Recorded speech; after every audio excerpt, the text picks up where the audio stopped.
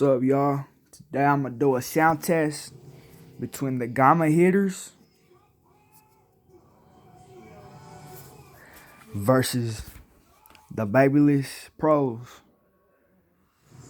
So, first off, I'm gonna start with the Gamma 1 hitters. Take a listen.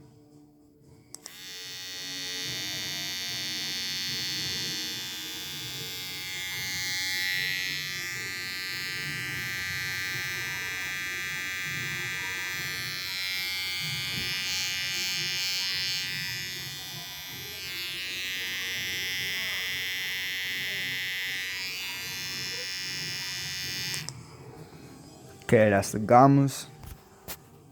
Then right here we got the Babyliss Pro LIs.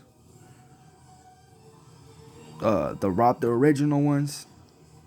Here we go.